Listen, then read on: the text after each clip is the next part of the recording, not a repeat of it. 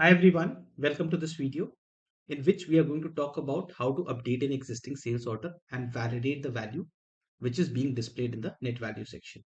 This is going to be dynamic part, how we are going to handle the mathematical calculations as well. So we are going to learn about that as well. Okay. Now this is an extension of the previous video, but I'll try to put in as many points as possible to make it standalone as well if someone is trying to watch this separately. Okay. So let me first explain the flow. Okay. Now we are going to log into SAP system basic. Then we are going to navigate to change sales order page. Okay. Then we are going to input order number and click on search. So the login part is already there in my machine. I'm going to just type /n VA02. And VA02 is a transaction code which is used for updating any existing order. So we need to have an order which is available in my machine or open existing in my machine, right? So I'm going to use this hard code, making this dynamic. We are going to talk in the next video. Okay. So just click on search. Okay. Now here, as you see, there is a order quantity.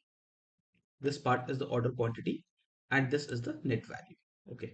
Now what our problem statement or our scenario is that we are going to update the order quantity based on user input and we want to validate the net value is getting updated accordingly. Okay. Now, in the last video, we have hard coded both of these things, but we are going to see if user changes the input, how we are going to handle that. Okay. Now, in order to do that, first of all, I'm going to validate the single order price. Okay. Single order price. And how can I do that? Single order price. Okay. That is going to be possible when I'm going to divide the net value, which is displayed in the application, divided by order quantity. Okay. And post that, we are going to update the order quantity based on user input and see that the net value is getting updated correctly or okay. So let's get into this. We'll start automating this. Okay. So I already have an existing script for this in which we have hard coded. So I'm just going to copy and paste this and we are going to write this as dynamic here. Okay. We are just going to reuse some part, but I'm going to explain everything step by step. So don't worry about that. So in this test script, first of all, we have a precondition, okay, which is taking care of the login part. So we are not going to touch that. Okay. Second thing is in the first step, what we were trying to do, we were trying to navigate to the sales order page, right? So I'll just right click and run this. And this is a SAP toolbar where I'm mentioning the transaction code and clicking on enter. Okay. So we navigated here. This page is not part of standard module. So we have to scan this, which we have already done. So I'm going to reuse that. And here you see input order number and click on search.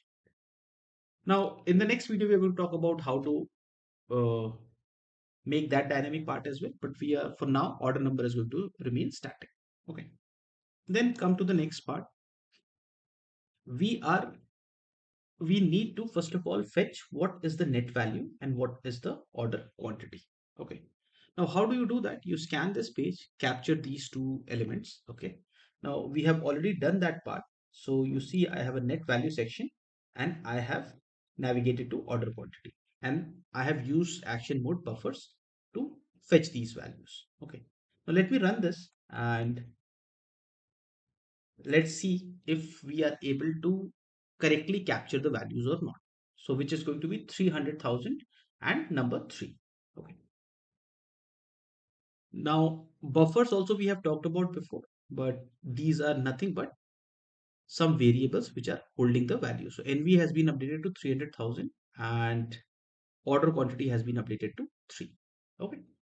Now we have to calculate the single order price, right? Now how do we do that? Uh, Here I'm setting the action mode as buffer, right? Now, in case I want to create a independent buffer of application without dependent on an application, I can use inbuilt standard module in case of Tosca as well, which is called as static buffer. Okay. Now I'll click on process, I'll right click and I'll click on search and add test and just search for set buffer. Okay. And we will move this up here. Okay. And we will say first of all fetching the price of single order. Okay. Now here you will see a little bit difference because here the value was getting assigned by application, but here we are going to assign the value. Okay. So first and foremost, we have to give a buffer name. Okay. So let's write single order price. Okay. Now, how is the single order price calculated? We have talked about this net value divided by order quantity. Okay. Now, we know that when we have to use any buffer, okay, like this buffer, okay, what format do we use? We use curly brackets, capital B, square bracket start, and whatever is the buffer name, close square brackets and close curly brackets. Okay. So that is what exactly I'm going to use. Okay. So let me write here curly brackets B and V is our net value divided by curly brackets B O capital Q T Y square brackets and close curly brackets. Okay. Now, important thing to understand in case of Tosca is you might feel this is going to work fine, but whenever you are performing a mathematical calculation in Tosca, you have to use a operation called as math operation. Okay, in order to basically perform the mathematical calculation. Okay, so let me. Okay, somehow this tool is not allowing me to. Okay, now let me just wrap this around mathematical operations so that this is going to get performed. Okay, so I'll write curly brackets math square brackets in the end and curly brackets. Okay, now this is going to perform the mathematical calculation. Okay, now let's see and run this and see if it is actually able to fetch the price of a single order or not. Okay, now we are going to get an error here and I'm going to explain you why. Okay, so you see, if you take a look at the error, okay, it is saying mismatched input, uh, comma, expecting end of line 1 and 4. Okay, now what is basically happening is the net value which is capturing our this value is having a comma in front of it, right? So when I'm going to perform mathematical calculation, it is not understanding that what this comma is doing here. So it is treating it as a string. Okay. So there are several ways to handle it. And let me explain you a little bit part about this. Okay. So whenever you scan something, by default, the data type which comes is string. Now, in case you're not able to see data type, you just right click here on the top, you click on column chooser and you'll see data type here. You just double click on this and it is going to display. Okay. Now, since that comma is coming, it is not able to perform the mathematical calculation. Now I can give that extra information here, right here in the script, that it is a numeric value. I don't want comma in that. Okay. So I can change the data type here. Okay. I can change this to numeric and I can change this to numeric. Okay. So that both are coming as numeric, as well as here I can change this to numeric. Okay. So that strictly our mathematical calculations are getting performed. Okay. Now let's run these two steps. Okay. Now there are other ways to handle as well. In case you want to update the comma with a blank value or something like that, you can do that as well. But we'll stick to one approach. Okay. So you see this is working fine. And let's see if the price was calculated correctly or not. So you see 300,000 euros was for three items. So for one item, it is 100,000. So it is able to fetch it correctly. Okay. I hope till now this part is clear. Okay. Now the next step is I want to update this order quantity. Now in your applications, it is going to be uh, driven by some scenario, or maybe you are fetching it from a database or sheet or whatever your business requirement is there. What I am going to do to explain this is I'm going to create a buffer which will called as user order quantity.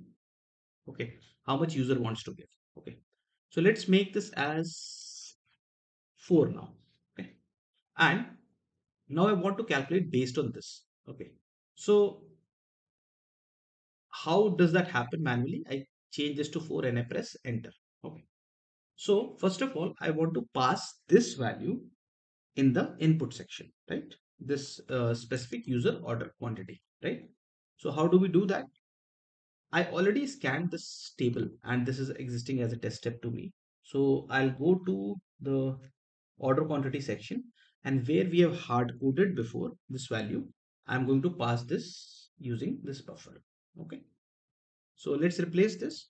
I will change this to curly brackets B user order quantity and close this. Okay.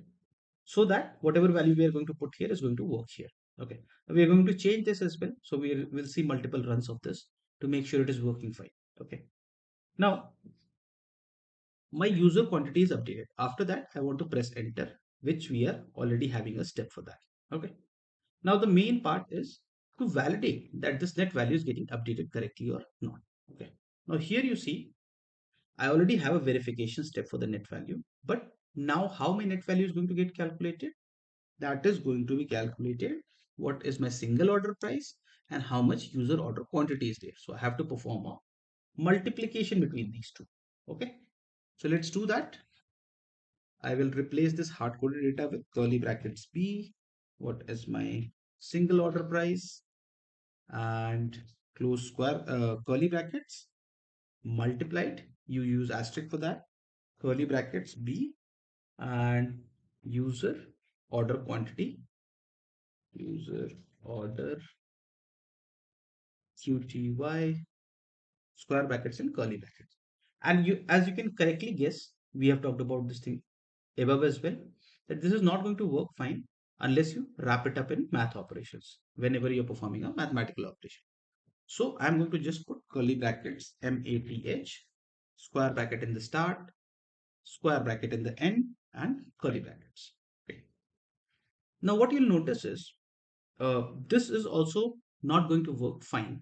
And what we'll do is we will run this once and we'll see the error and we'll understand why it is not working fine and how to fix this. Okay. So our test script is almost ready.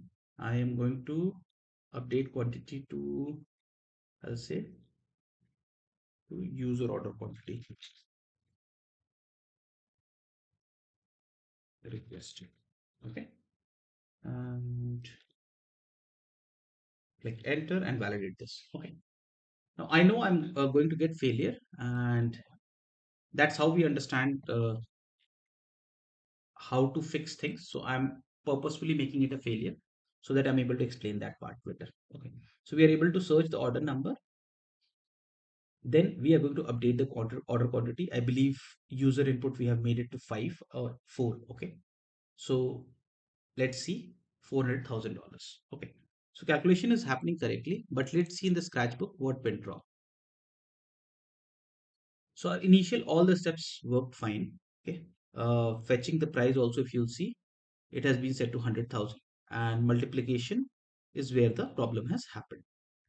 Now it is saying verification has failed. What you can do, you can click on this and you can see what changed. Now you see here also the same value, here also the same value. The problem is happening because of this comma. Okay.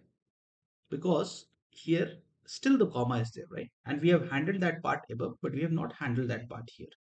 So what we can do, we can change this to numeric. Okay. Let me just run this once and see if it is fixing that part or not. If not, we'll let you know how to handle that. Okay. So there are going to be other issues like this also, minor issues which are going to come because of how the application is designed. So you have to understand different strategies, different ways on how you can handle these scenarios. Okay. Now let's run this. Let me exit this here and let's run this. I don't want to save it. Okay. Let's change the user quantity price. Okay. So that we can see that dynamically it is able to handle. Okay. So let's say this is 6 now. Okay. And we are in the same page. Fine. Let me run the process part. Okay.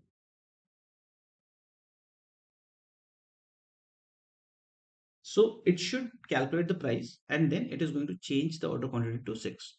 Now you might feel that why I'm doing the calculation.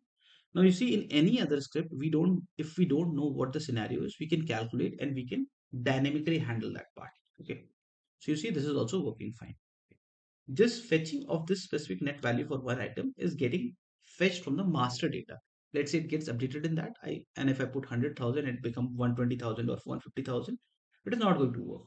So what I'm trying to do here is I'm trying to use mathematical operations to make my script more stable for a longer term. Okay. I hope this makes sense. In the next video, we are going to work with a different transaction code in which we are going to understand when we create an order in VA01, how do we validate in VA02, VA03, how do we validate that, and when we'll come and update, and then we'll validate that part as well. So that is going to be an interesting flow from VA03, VA01 to VA03 to VA02, then again to VA03. Now, that would make sense once you watch that next video. But in case you like the content, don't forget to like, share, and subscribe, and have a good day. Bye bye.